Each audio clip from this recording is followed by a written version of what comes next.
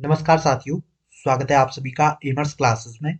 और आज की इस वीडियो में डिस्कस करेंगे मुगल वंश से संबंधित कुछ इंपॉर्टेंट क्वेश्चन को।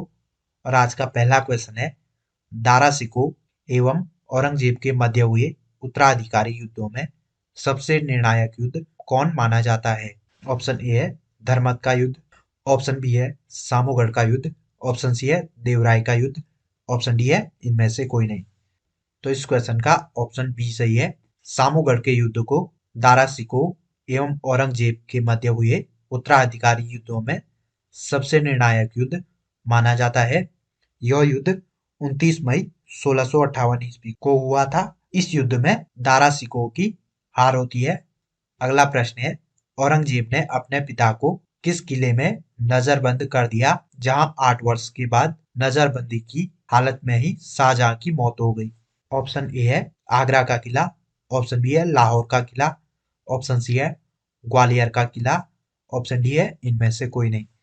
तो इस क्वेश्चन का ऑप्शन ए सही है। औरंगजेब ने शाहजहां को आगरे के किले में नजरबंद किया था। इसी किले में शाहजहां की मृत्यु हो गई थी। अगला प्रश्न है, किस जाट नेता ने बादशाह अकबर के मकबरे को हानि पहुंचाई तथा अकबर की कब्र खोदकर उसकी हड्डियों को जला दिया? ऑप्शन ए है गोकुला, ऑप्शन बी है राजा राम, ऑप्शन सी है चूड़ामणि, ऑप्शन डी है बदन सिंह। इस क्वेश्चन का ऑप्शन बी सही है। राजा राम ने अकबर के मकबरे को हानि पहुंचाई थी तथा अकबर की कब्र को खोदकर उसकी हड्डियों को जला दिया था। 1685 ईस्वी में राजा राम के नेतृत्व में जाटों ने दूसरा जाट विद्रोह किया था। अगला प्रश्न है, साकी मुसद्दीद खां की रचना मासिर ए आलमगीरी को किसने मुगल राज्य का गजेटियर की संज्ञा दी है? ऑप्शन ए है जदुनाथ सरकार ने, ऑप्शन बी है कर्नल टोड ने, ऑप्शन सी है स्मिथ ने, ऑप्शन डी है इनमें से कोई नहीं। इस क्वेश्चन का ऑप्शन ए सही है। जदुनाथ सरकार ने साकिब मुसादिद खां की रचना महासिरे ए आलमगीरी को मुगल राज्य का गजेटियर कहा था। अगला प्रश्न है, जिस प्रकार स्पेन के फोड़े ने नेपोलियन को बर्बाद किया, उसी प्रकार दक्कन के फोड़े ने औरंगजेब को, यह कथन किस इतिहासकार का है? ऑप्शन ए है जदुनाथ सरकार का, ऑप्शन बी है कर्नल टोड का, ऑप्शन सी है स्मिथ का, ऑप्शन डी है इनमें से किसी का नहीं। इस क्वेश्चन का ऑप्शन ए सही है। उपयुक्त कथन जदुनाथ सरकार ने कहा था। अगला प्रश्न है, किस मुगल बादशाह को उसकी प्रजा शाही वेश में दरवेश या फकीर कहती थी?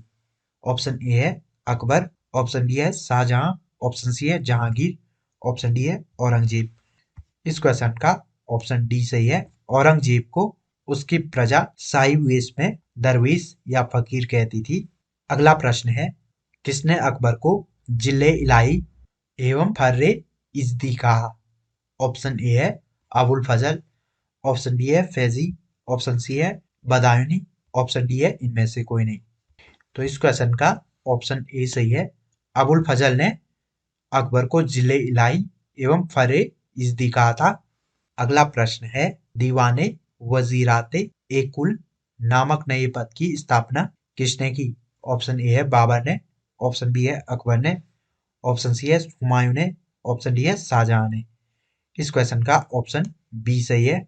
अकबर ने दीवाने वजीराते कुल नामक नए पद की स्थापना की थी तथा मुजफ्फर खान को इस पद पर नियुक्त किया था। अगला प्रश्न है, अकबर के समय मुगल सूबों की संख्या 15 थी, जो औरंगजेब के समय बढ़कर हो गई। ऑप्शन ए है 16, ऑप्शन बी है 18, ऑप्शन सी है 21, ऑप्शन डी है 24। इस क्वेश्चन का ऑप्शन सी सही है।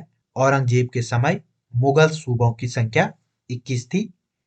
अगला प्रश्न है, अंतिम रूप से जजिया कर समाप्त करने वाला मुगल बादशाह था? ऑप्शन ए है अकबर, ऑप्शन बी है जहांगीर, ऑप्शन सी है शाहजहां, ऑप्शन डी है मोहम्मद शाह रंगीला। इस क्वेश्चन का ऑप्शन डी सही है। मोहम्मद शाह रंगीला ने अंतिम रूप से जजिया कर को समाप्त किया था। अगला प्रश्न है, हस्तांतरण के लिए आरक्षित भूमि को मुगल काल में क्या कहा जाता था? ऑप्शन ए है मदद मास, ऑप्शन बी है सुयूरे गुल, ऑप्शन सी है पैबाकी, ऑप्शन डी है इनमें से कोई नहीं। इस क्वेश्चन का ऑप्शन सी सही है। बैबाकी या पायबाकी भूमि हस्तांतरण के लिए आरक्षित होती थी। यह भूमि न तो जागीर भूमि होती थी और न ही खालसा भूमि। अगला प्रश्न है, मनसबदारी व्यवस्था में दो अस्पा सिंह अस्पा का प्रचलन किसने किया? ऑप्शन ए है जहांगीर, ऑप्शन बी है शाहजहां, ऑप्शन सी है औरंगजेब, ऑप्शन डी है इनमें से कोई नहीं।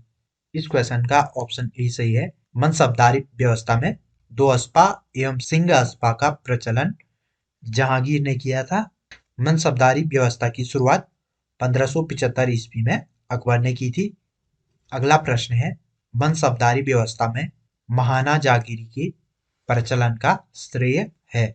ऑप्शन ए है जहांगीर, ऑप्शन बी है औरंगजेब, ऑप्शन सी है शाहजहां, ऑप्शन डी है अकबर। इस क्वेश्चन का ऑप्शन सी सही है। शाहजहां ने मनसबदारी व्यवस्था में महाना जागीरी को प्रचलित किया था। अगला प्रश्न है, जागीरदारी संकट सर्वप्रथम किस मुगल बादशाह के शासनकाल में उत्पन्न हुआ? ऑप्शन ए है जहांगीर, ऑप्शन बी है शाहजहां, ऑप्शन सी है औरंगजेब, ऑप्शन डी है बहादुर शाह। इस क्वेश्चन का ऑप्शन सी सही है। जागीरदारी संकट सबसे पहले मुगल बादशाह औरंगजेब के समय उत्पन्न हुआ था। अगला प्रश्न है, मुगल काल में कला के संदर्भ में पेट्रा ड्यूरा का अर्थ है? ऑप्शन ए है संगमरमर के पत्थर पर जवाहरात से की गई जड़ावट, ऑप्शन बी है संगमरमर पर की गई चित्रकारी, ऑप्शन सी है उद्यान निर्माण की कला, ऑप्शन डी है इनमें से कोई नहीं। इस क्वेश्चन का ऑप्शन ए सही है। संगमरमर के पत्थर पर जवाहरात से की गई जड़ावट को पेट्रा ड्यूरा कहा जाता था। अगला प्रश्न है, भारत में चार बाग शैली का प्रथम मकबरा है? ऑप्शन ए है हुमायूं का मकबरा, ऑप्शन बी है अकबर का मकबरा, ऑप्शन सी है जहांगीर का मकबरा, ऑप्शन डी है औरंगजेब का मकबरा। इस क्वेश्चन का ऑप्शन ए सही है। हुमायूं का मकबरा चार बाग शैली का प्रथम मकबरा है। यह मकबरा दिल्ली के दीन पनाह अर्थात पुराने किले के निकट स्थित है। अगला प्रश्न है, पेट्रा ड्यूरा का आरंभ किसने किया? ऑप्शन ए है जहांगीर, ऑप्शन बी है हुमायूं, ऑप्शन सी है औरंगजेब, ऑप्शन डी है अकबर। इस क्वेश्चन का ऑप्शन सही है। पेट्रा ड्यूरा शैली का आरंभ जहांगीर ने किया था। अगला प्रश्न है, वह कौन सी इमारत है जिसका निर्माण पूर्ण रूपेण संगमरमर से हुआ है और जिसमें पेट्रा ड्यूरा का प्रयोग हुआ है? ऑप्शन ए है हुमायूं का मकबरा, ऑप्शन बी है एतमाद उद दौला का मकबरा, ऑप्शन सी है जहांगीर का मकबरा, ऑप्शन डी है इनमें से कोई नहीं। इस क्वेश्चन का ऑप्शन बी सही है। एतमाद उद दौला का मकबरा वह पहली इमारत है जो कि पूर्ण रूप से संगमरमर से बनी हुई है तथा जिसमें पेट्रा ड्यूरा शैली का प्रयोग हुआ है। एतमाद उद दौला नूरजहां का पिता था तथा इसका मकबरा आगरा में यमुना नदी के किनारे पर है। अगला प्रश्न है, निम्न में से किस शासक का काल संगमरमर का काल कहलाता है? ऑप्शन ए है जहांगीर, ऑप्शन बी है शाहजहां, ऑप्शन सी है औरंगजेब, ऑप्शन डी है अकबर। इस क्वेश्चन का ऑप्शन बी सही है। शाहजहां के शासनकाल को संगमरमर का काल कहा जाता है। शाहजहां के काल में हर निर्माण में संगमरमर का प्रयोग किया जाता था, इसलिए इसे संगमरमर का काल कहा जाता है। अगला प्रश्न है, जहांगीर ने किस चित्रकार को फारस के शाह एवं उसके अमीरों का छवि चित्र बनाने के लिए फारस भेजा? ऑप्शन ए है बिशनदास, ऑप्शन बी है उस्ताद मंसूर, ऑप्शन सी है अब्दुल हसन, ऑप्शन डी है लाल खां। इस क्वेश्चन का ऑप्शन ए सही है।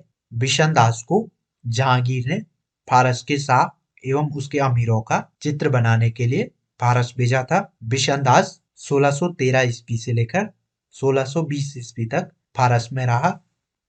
अगला प्रश्न है, अकबरनामा किसने लिखी है? ऑप्शन ए है अब्दुल रहीम खान खाना, ऑप्शन बी है फैजी, ऑप्शन सी है अब्दुल कादिर बदायूनी, ऑप्शन डी है अबुल फजल। इस क्वेश्चन का ऑप्शन डी सही है। अकबरनामा की रचना अबुल फजल ने की थी। अबुल फजल अकबर के नवरत्नों में शामिल थे। अगला प्रश्न है, एतमाद उद दौला का मकबरा आगरा में किसने बनवाया? ऑप्शन ए है अकबर, ऑप्शन बी है जहांगीर, ऑप्शन सी है नूरजहां, ऑप्शन डी है शाहजहां। इस क्वेश्चन का ऑप्शन बी सही है। एतमाद उद्दौला का मकबरा आगरा में नूरजहां ने बनवाया था। अगला प्रश्न है, राजपूताना के निम्न राज्यों में से किसने अकबर की संप्रभुता स्वीकार नहीं की थी? ऑप्शन ए है आमेर, ऑप्शन बी है मेवाड़, ऑप्शन सी है मारवाड़, ऑप्शन डी है बीकानेर। इस क्वेश्चन का ऑप्शन बी सही है। मेवाड़ ने अकबर की संप्रभुता स्वीकार नहीं की थी। अगला प्रश्न है, मुगल सम्राट औरंगजेब कौन सा वाद्य यंत्र बजाता था? ऑप्शन ए है सितार, ऑप्शन बी है पखावज, ऑप्शन सी है वीणा, ऑप्शन डी है इनमें से कोई नहीं। इस क्वेश्चन का ऑप्शन सी सही है। मुगल सम्राट औरंगजेब वीणा बजाता था, परंतु उसने अपने राज्य में संगीत पर रोक लगा दी थी। और आज का आखिरी प्रश्न है, जहांगीर को कहाँ दफनाया गया? ऑप्शन ए है आगरा, ऑप्शन बी है दिल्ली, ऑप्शन सी है लाहौर, ऑप्शन डी है श्रीनगर। इस क्वेश्चन का ऑप्शन सी सही है। जहांगीर को लाहौर में दफनाया गया था।